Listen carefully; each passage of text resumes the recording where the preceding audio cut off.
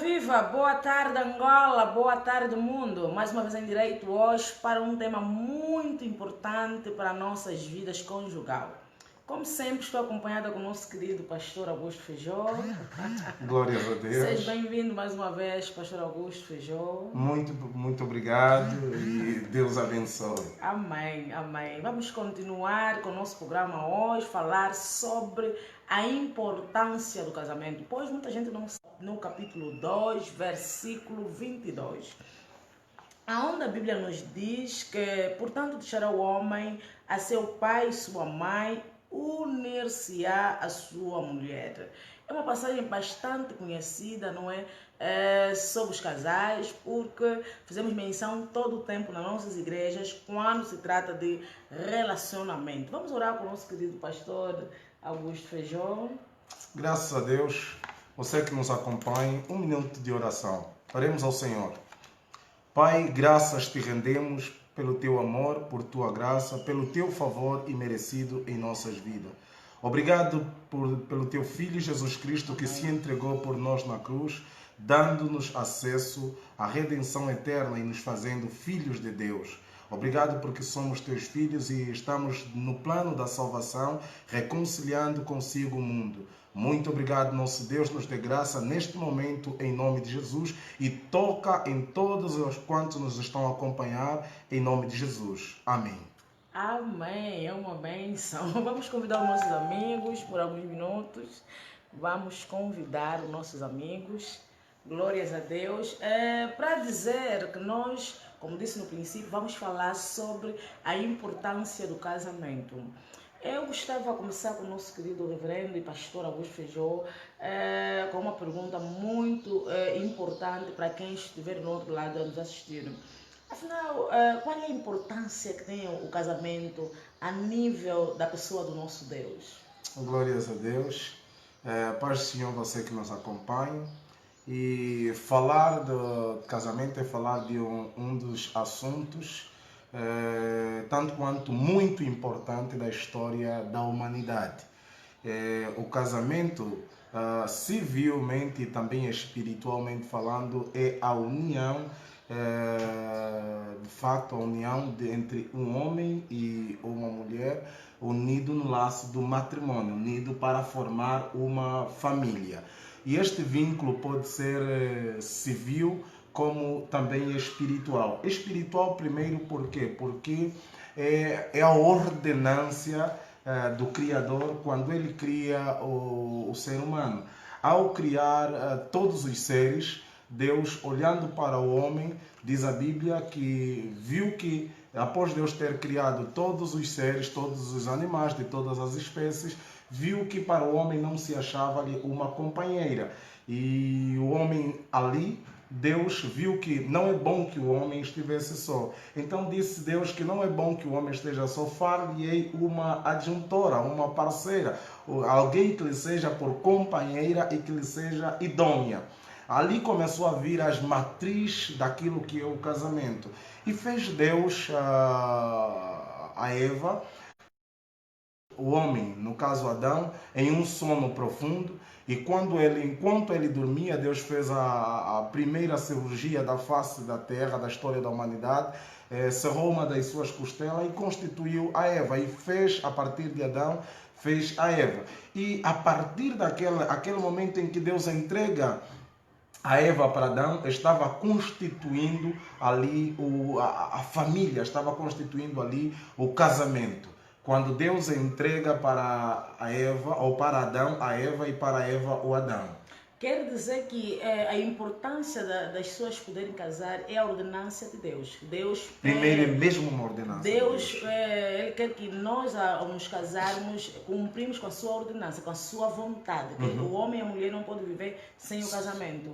Não é bom que o homem esteja só. E o estar só, no caso, não é só no âmbito de ser solteiro. O estar só não é só no âmbito de estar sozinho, não. O estar só, quando nós buscamos a interpretação espiritual daquilo que é a palavra de Deus, mesmo teológica, quando nós vamos procurar entender o estar só, não é bom que o homem esteja só. Tendo em conta Deus a criar a família, O plano de Deus é que o homem esteja completo no vínculo do matrimônio.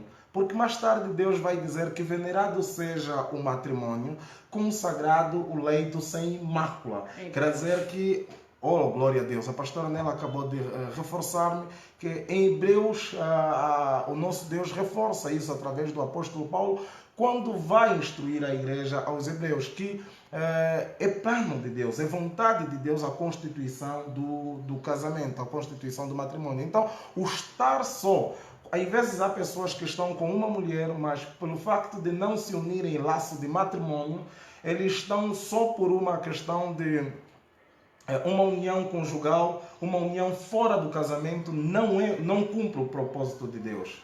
É necessário estar com alguém, mas cumprindo o pleno propósito de Deus. E o pleno propósito de Deus para a família é o casamento. E é uma coisa que é muito verdade em nossa sociedade. Existe estado social ou cargo em algumas empresas que não se pode chegar se não fores casado. Porque eu não sei, pastor, se é por ser algo muito importante para um homem, ou se tem a ver com a seriedade, se tem a ver com o respeito, ou se tem a ver com a parte de Deus. Eu gostava que o pastor explicasse um bocadinho por que certas instituições só se pode ter um cargo muito acima se for casado. Olha só, é o seguinte, família, só o termo família já incute responsabilidade. Só o termo família já dá um senso moral, já dá um senso de responsabilidade, já dá um senso de domínio. Quando falamos de família, é um aspecto muito forte do homem, o completar do homem. O ser humano se completa na família. E esta família que é formada pelo vínculo do matrimônio, do casamento. Quando um homem é casado, tem a sua família, ordena bem a sua família, é considerado um homem idôneo. Que considera praticamente organizar a função que lhe foi dado, ou que lhe vai ser dado. Imagina, a idoneidade do homem, muitas das vezes não é medido, não é auferido pela capacidade intelectual que ele possui. Porque o conhecimento técnico-científico, ele pode ser adquirido numa carteira, numa escola, numa universidade, mas agora o padrão de conduta moral, a criação da estrutura comportamental, aquilo que é o teu eu como pessoa, aquilo que é a tua persona, a tua personalidade, a constituição da personalidade do homem, é necessário, além das questões da educação familiar, da criação da educação familiar, do caráter do homem, não é? Aquela influência que os pais desenvolvem na construção do ser humano, na vida do filho. Também a sociedade desenvolve o mesmo papel, mas mais do que isso é o que Deus faz de nós. Então, quando somos uma pessoa compromissada, detentora de uma família, automaticamente compromissada com o vínculo do casamento, então para eu que eu vou dar poder, delegar autoridade sobre alguém que seja meu funcionário, eu quero escolher entre o solteiro que é casado. Porque se ele tem a responsabilidade, se ele tem a responsabilidade de assumir uma família, por quê? Porque há quem ainda solteiro tem medo de assumir, há quem ainda jovem, ele é formado, tem seja 2, 3, 4 licenciaturas, mas quando engravida quer fugir. E você vai se perguntar, mas você está a fugir ao casamento porque? Ou está a fugir à gravidez porque? Não estou preparado. Mas você está preparado para assumir o cargo de uma grande empresa e não está preparado para assumir uma família. Então, logo, quem lidera uma empresa, ele de antemão já vem com uma estrutura familiar sólida. E quando se tem uma família, quando a pessoa já é casada, então para aquele que tem o poder e quer delegar, é mais fácil delegar para aquela pessoa que já é casado. Portanto, é um dever que não deve ser obrigado, mas com consciência de responsabilidade. Traz consciência de responsabilidade. E não só também para ocupar os cargos, não é? Nessa altura que pode ser dado nessa pessoa que vai casar por causa do cargo, mas também cumprindo a ordenança de Deus. Quer dizer que são duas coisas muito... O lado social, para a sociedade é muito importante. Para o lado divino, nosso lado religioso, nosso compromisso com Deus é muito mais. É muito mais. Olha, vou dizer o quê? Eu louvo a Deus porque existem pessoas que mesmo não sendo crente, não sendo cristão, mas quando o assunto é casamento, eles levam aquilo como um sonho. Levam aquilo como o seu maior desejo. Quero constituir uma família, quero me casar. Mas existem outras pessoas que às vezes mesmo estando na igreja, o casamento para eles é um cafrique. Você tem que lhes perseguir para ser casado. Mas aí é uma questão, pastor Feijó. Normalmente, algumas pessoas que não aceitam casar, não é por falta de conhecimento ou então instrução, mas às vezes é por não terem coragem, porque eu acho que casamento também é uma questão de coragem.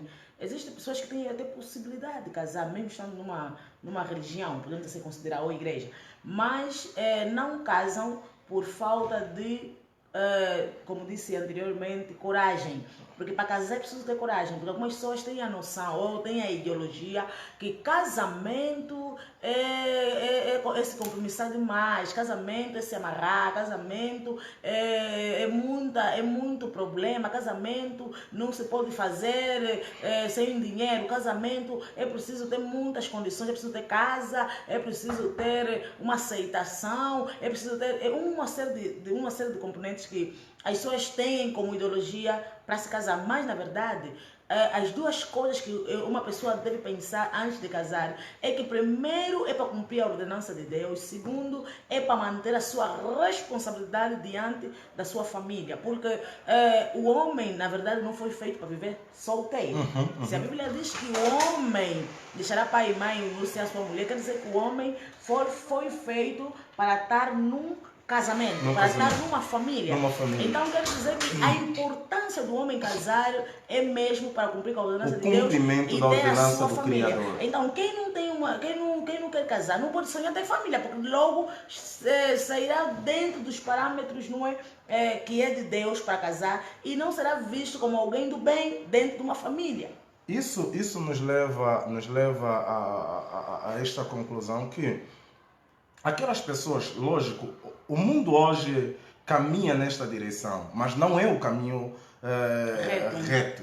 Não é o plano de Deus. O plano perfeito de Deus não é por este lado. Mas o mundo hoje, porque nós compreendemos que a Bíblia diz que hoje o mundo jaz no poder do mal. O mal fluiu de tal forma que hoje o bem ficou mal, o mal ficou bem. Mas o bem é sempre bem. O bem vem de Deus.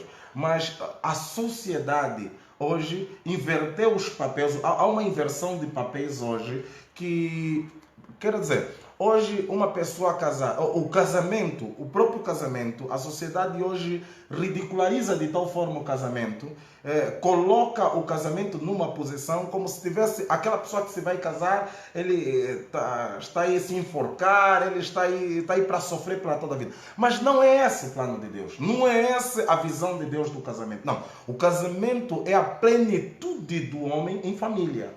O homem é pleno, o homem é completo, o homem é cheio, o homem se satisfaz no casamento. Mas essa satisfação é no cumprimento do plano de Deus. Primeiro nas instituições, claro, legais, né? E nas conservadoras, claro, depois na igreja, numa igreja, para quem é crente. É sempre bom legalizar o casamento na conservadora e na igreja. E essa amarração que muitos homens não gostam. Eles dizem assim, não, eu se tiver depois que me desfazer, preciso tratar muitos documentos, então eu prefiro viver assim. Se a coisa não tiver boa, eu saio. Mas então, qual é a ideologia que faz um homem, eu digo muito homem, porque normalmente os homens é que têm essa particularidade de dizer sim ou não. Porque a mulher dificilmente nega casar, porque o casamento é sonho de qualquer uma mulher. Mas agora, pastor, diante dessa situação, os homens que não aceitam casar e a mulher crente, como é que se encara isso? Não aceitando a casar, estamos a falar de quem? Do homem não cristão. Ou no homem no geral? Existem homens cristãos também que têm esse medo de casar, então nós estamos a falar de pessoas cristãs. Olha só, o cristianismo, quando estamos a falar de pessoas cristãs, o cristianismo é o nosso estilo de vida em Cristo Jesus. É o nosso estilo, novo estilo de vida que nos foi oferecida através da graça de Deus, quando Jesus Cristo se entrega pela humanidade na cruz, nós passamos a receber a nova vida de Deus em nós através da vida de Cristo que foi derramada na cruz. Passamos a ser da família de Deus. Hoje somos chamados cristãos. Então, o cristão tem um estilo de vida. O cristão é como Cristo.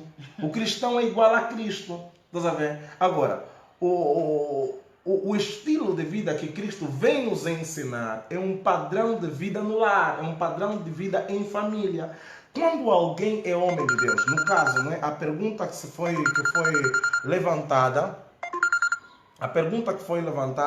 quando alguém é homem de Deus, não há dizer uma complicação na própria pessoa. Ele diz que não quer casar, mas tem namorada, já sempre a trocar de namorada. E nós começamos a ver nesse tempo de hoje pessoas que são pessoas que estão a liderar uma igreja, 30 e tal ano, não tem namorada, não tem mulher, tem namorada, depois de um tempo deixa com a namorada, arranja outra namorada e não quer ter uma conduta de alguém casado, ele só quer servir e namorando. Como é que você entende isso? Olha só, por mais duro que seja, eu sei que talvez você vai se sentir ofendido, você que tem essa prática, talvez se sentirás ofendido ao fazer esta declaração, mas é assim, Deus é santo. E a Bíblia diz que importa que os seus adoradores, que os seus seguidores o sirvam, né, em espírito e em verdade. E essa verdade é a verdade do Evangelho. E esse espírito é o espírito de santidade. Deus nos dá este padrão de ser e de viver. Então, não é normal que alguém que se dedica ao serviço pastoral, ao serviço do altar, na evangelização, no serviço da comunidade, mas nos serviços santos, que ao mesmo tempo é ele um namoradeiro, um desordeiro, ele que namora com aquele, com aquela e não quer assumir, não quer fazer casamento, e que se ainda uma dessas jovens que ele está namorado durante esses anos engravida, mas para que a comunidade religiosa não se aperceba que o pastor engravidou aquela irmã sem casar, ele manda tirar a gravidez, porque lógico que se está a namorar, a mulher vai ficar grávida. E depois a mulher não aparece com a barriga porque tirou. Então, se essa pessoa diz que serve a Deus, mas tem essas práticas de namoro e nunca mostra a vontade de casar-se, essa pessoa só pode ser feiticeiro. Esse é um bruxo que está no altar, pastora Nela. É um bruxo que está... Não, mas é verdade. Não necessariamente, pastor. Não, imagina.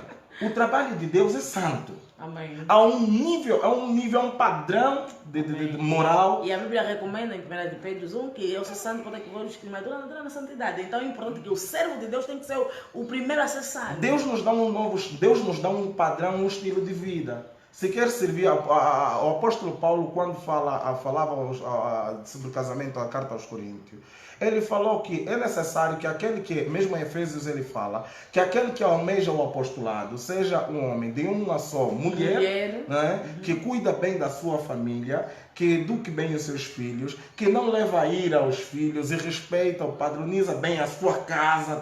Há um padrão moral desejado, recomendado para aquele que quer servir ao ministério, que deseja o apostolado. Mas atualmente... Ninguém pode querer o cargo, ninguém pode querer o altar sem passar por esse padrão. Mas, pastor Feijó, atualmente nós estamos a ver uma outra realidade em nossa sociedade. Nós estamos a ver, pessoas que querem servir a Deus, mas ao mesmo tempo com condutas muito fora do comum. Ou do comum de um homem espiritual, um homem de Deus. Porque o homem de Deus, é aquilo que o pastor disse, tem princípio de santidade, tem princípios da palavra de Deus. Mas as suas atitudes que alguns líderes mostram, não é de princípio da palavra, é do princípio dele. Deus me confiou, então se não tenho mulher, se estou a namorar e estou a deixar, Deus sabe, não estou a conseguir ainda encontrar, e não sei o quê. E isso depois fica uma confusão, até na poucas pessoas que ele também está a liderar, porque existe igreja que desde o pastor até alguns crentes já duros, ninguém é casado. E você se pergunta, ele está a dizer Deus lhe confiou, mas qual Deus? Qual Deus? O mundo tem vários deuses. Se você ir na Índia, tem mais de 5.000 deuses. Na China, é pior ainda. Há mais de 3.000 altares de deuses sendo venerados. A cada dia que se passa, no mundo nasce um novo Deus. Alguém busca adorar uma pedra, o sol, adorar o Deus do amor, o Deus do não sei o quê. Há muitos deuses.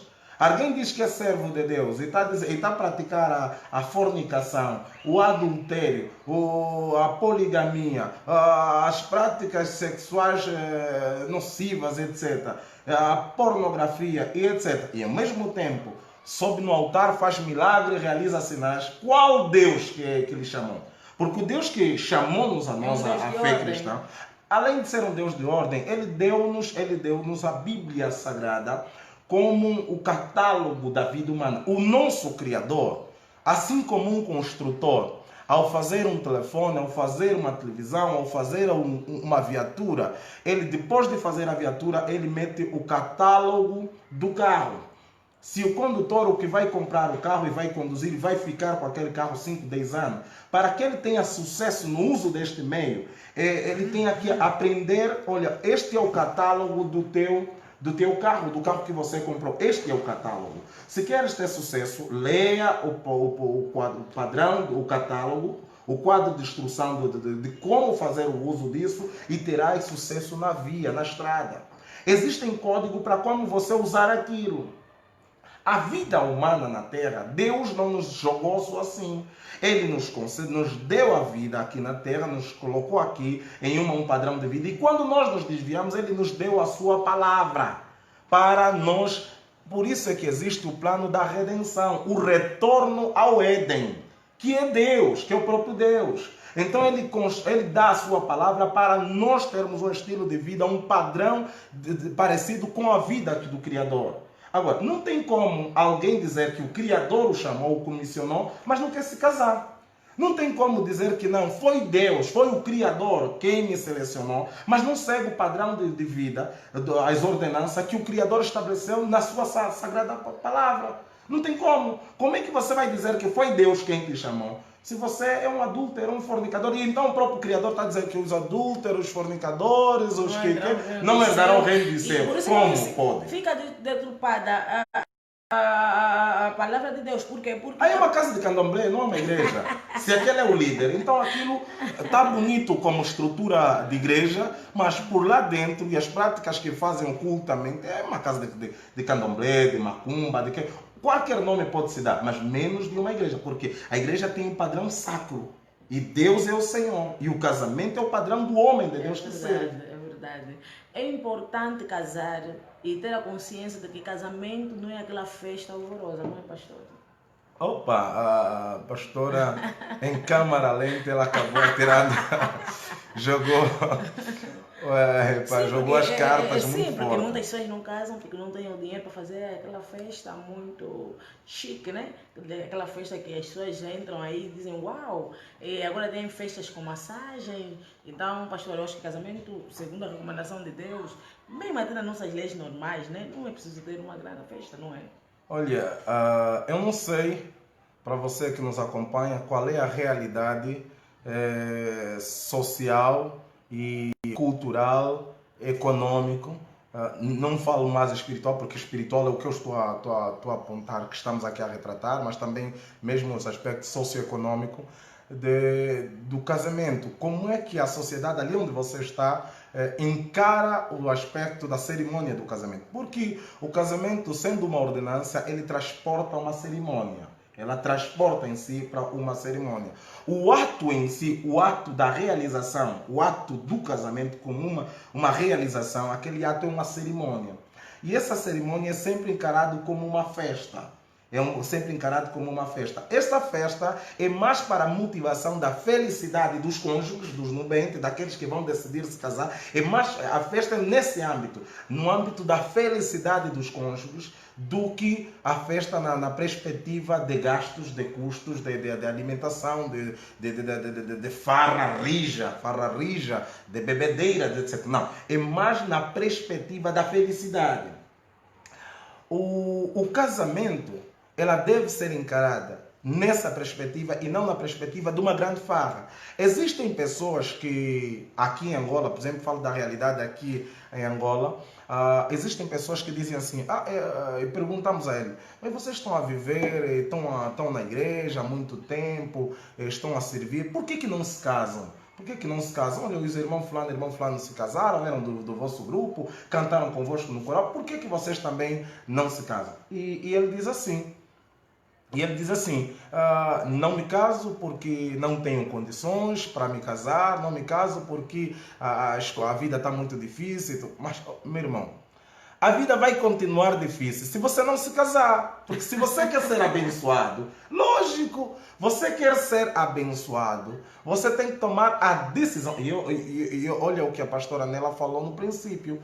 O casamento também é um ato de coragem. Mas de coragem, não na coragem no âmbito da fúria para vencer, não. Coragem no aspecto decisivo. Você toma uma decisão que o leva para toda a vida, que muda toda a história da tua vida. Eu aprendi como um pastor que casamento é decisão. Casamento não é aquela festa, como o pastor disse muito bem, mas podemos ter aquele espírito, né, daquela cerimônia, aquela alegria do casal, mas não necessariamente pensar que se não tiver o dinheiro para a festa, não posso casar, não. Eu acho que atualmente com 15, 20 mil kwanzas, as pessoas podem casar assinando, não é? Na conservatória, indo numa igreja para o pastor abençoar aquele momento depois da conservatória.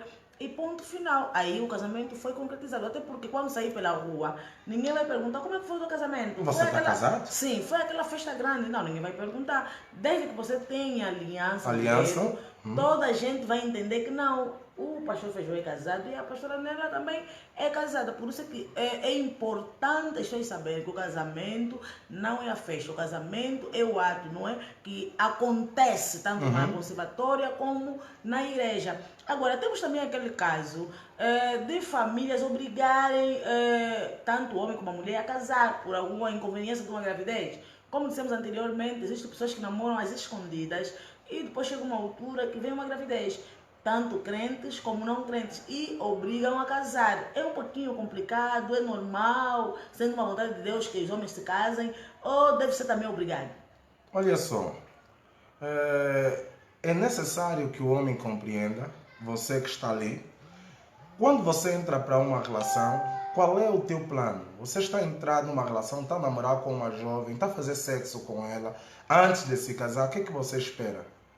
Você está a fazer relações sexuais, estás em idade já de ter uma família, ou o teu corpo já está desenvolvido para proceder uma gravidez. Se você está dentro de um relacionamento, está mantendo relações sexuais, é lógico que depois vai haver uma gravidez. Sim, mas a minha questão... Não, eu quero chegar ali. Vai haver uma gravidez. Chegando à gravidez, a família de uma das partes, no caso da mulher, da menina, vai exigir do rapaz que engravidou a filha. Mas existem aquelas relações... Porque o casamento. Atualmente, existem relações que não têm aquele compromisso sério de poderem ficar como marido e mulher. Eu quero chegar também a E essas relações menos sérias não estão acontecendo só nas pessoas que não são cristãs. Essa relação menos séria está acontecendo até com pessoas que são cristãs. Vamos namorar, vamos nos conhecendo. Vamos só. O namoro já é uma fase de conhecimento, mas não necessariamente ter uma vida ativa sexual. Só que muitas pessoas caem neste lapso, não é, de ter uma vida sexual dentro da relação sem antes casar. E depois vem a gravidez. Mas tanto a mulher como o homem já sabiam que estamos ainda só a namorar sem nenhum acordo. E tem muitas pessoas, até principalmente adultos mesmo na igreja, também tem esse tipo de namoro. Vou te conhecer ainda. Quando você antes de namorar com alguém, você devia primeiro ver o tipo de comportamento que essa pessoa tem, se tem a ver com o teu, atitudes, não é? Conhecer um pouquinho o tipo de família. Por isso é que as pessoas de se relacionar deviam taxativamente serem amigos. Sim. Porque se eu ser amigo do pastor Feijó, antes que seja meu marido, eu vou poder ir para a casa dele, ver como é que ele vive, como é que ele trata os irmãos, como é que ele trata a mãe dele, não é? E depois, se o pastor Feijó um dia preferir ser meu namorado, meu marido, eu vou ver, com base naquilo que eu já conheço, se vale a pena ou não. Mas só que isso é feito no namoro. No namoro. Só que atualmente, as pessoas vão já para um namoro avançado, de sexo e etc. E depois, quando vem uma relação, uma gravidez, a intenção é dizer que não estou preparado e a família obriga. Agora, casamento deve ser obrigado? Quando vem esse caso de não estou preparado? Esta é a minha questão. Agora, também, ainda bem que a pastora acabou colocando essa questão, e é impertinente e é dura mesmo. É assim, é uma pergunta assim, diretamente. É possível? Ou é o caminho mais viável? Não, não é o caminho mais viável. Casamento é uma decisão muito importante. É uma decisão que o homem toma em sã perfeita consciência, em um estado de juízo completo, pleno, em que ele decide que levar a sério essa paixão que ele sente por essa mulher, não é? Epa, isso que eu sinto por esta mulher, eu vou levar até a... vou casar com ela, vou formar uma família. Essa decisão não pode ser por obrigação, ninguém pode vir tomar essa decisão por mim.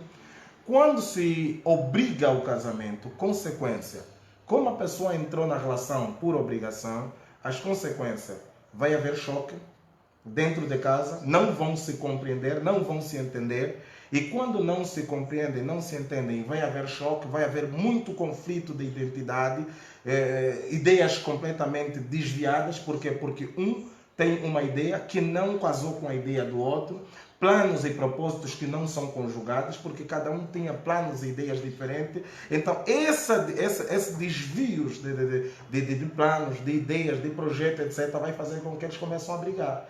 As brigas levam até a se tocarem no rosto, levam até, muitas das vezes, até podem ter um filho dentro desse período, que ficaram, de um período de graça, se calhar ficaram felizes durante aquele primeiro 3 meses, 4 meses depois do casamento obrigado.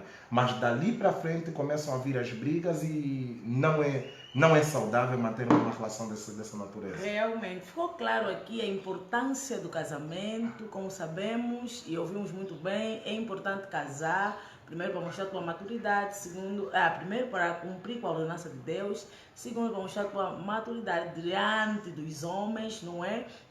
E é muito importante, aprendemos também que é muito importante não ter a consciência que casamento é a festa, mas sim aquele ato, não é? De poder ter a presença de todos, a confirmação do vosso amor.